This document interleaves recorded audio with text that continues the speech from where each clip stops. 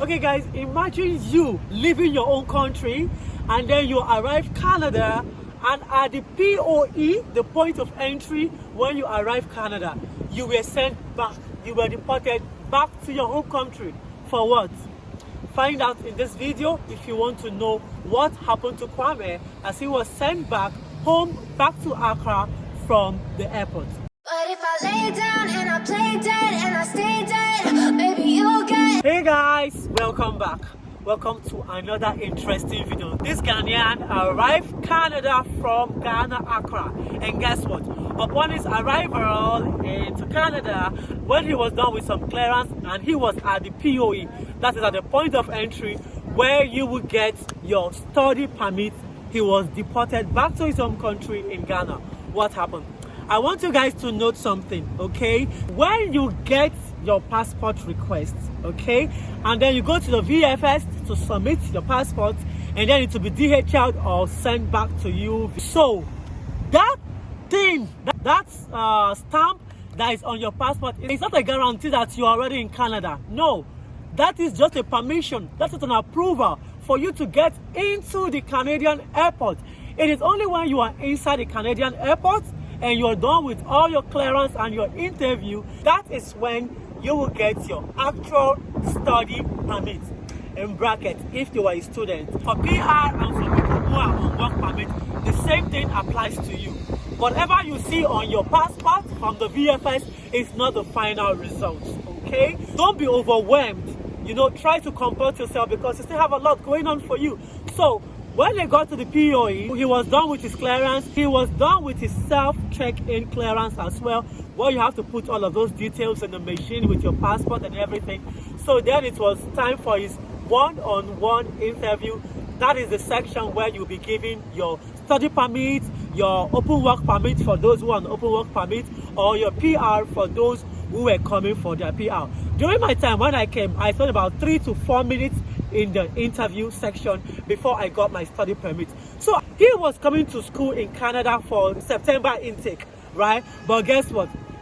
He just arrived Canada, like I said. He just arrived Canada a few days ago and it's still the month of June. But as at the time I'm making this video, it's the first week of July. When he gave his documents to the visa officer, the visa officer asked him, when is your study starting? He replied them that his study is going to start in the month of September. And then what got the visa officer interested in this case is because school is starting in the month of September and this guy is coming to Canada in the month of June. So we still have June to July, August, September, 3 months before study. So it prompted the visa officer to investigate by asking him more questions.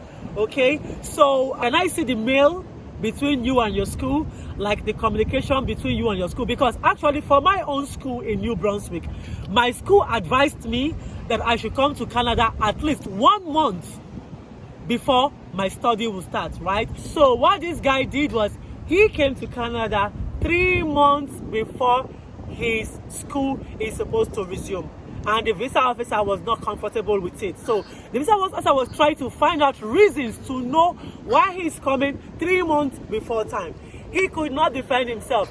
The visa officer was asking him for emails and documents of exchange between him and his school. I think he started to develop like, is it stage fright, or he suddenly became scared. I don't know why. You should build your self-confidence when you are talking to the visa officer. There are people like me and you. They only just want you to prove the reason why you are coming to Canada early. If you give a genuine and legit reason why you are coming to Canada 3 months before your study starts instead of 1 month, you would still be granted access to go into the country. But this guy could not because he was just shaking. He was so, I don't know. He was just agitated. He was so shy and he couldn't explain himself. And so they had to take him to an inner office. I don't know what transpired in the inner office as this is a report, but we were told that they spent quantifiable time. They spent a reasonable amount of time there, and to cut the long story short, when he came out, he was deported back to his home country in Accra. As we're talking now, he is in Accra.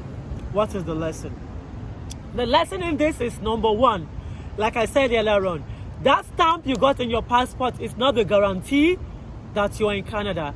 Rejoice, but don't be overwhelmed, because when you come into Canada, until you get your study permit, until you get your PR paper, until you get your work permit paper, that is the only time you can rejoice and you step outside the Canadian airport. Number two, when you are going to visit a visa officer, you should build self-confidence. Body language speaks. Body language is very, very important, because most times body language is very, very important, and it could give you out even if you are innocent. I feel so bad. I feel so sad for this guy. Please, if you are coming to Canada on study permit, come a month before your program starts, okay? It is usually advisable to come a month, which is basically 30 days before your program starts. That should be the time when you come. No visa officer will overlook into your case, apart from asking you the basic questions. Do you understand? Okay, another thing, they also asked him for his proof of funds, which he supplied. Yeah, they asked him for his proof of funds, which he supplied, and then they asked him other questions. So, this is what happened. So guys, hope you have learned the lesson from this. From wherever part of the world that you're coming from, it doesn't matter. Please come to Canada 1 month before your program starts. Number two, build self-confidence to be able to speak to the visa officer. And I'll see you in the next video. Hey guys, if you like this video, give this video a thumbs up sign. Drop all of your comments in the comment section. Subscribe, share, and I'll see you in the next one. Bye.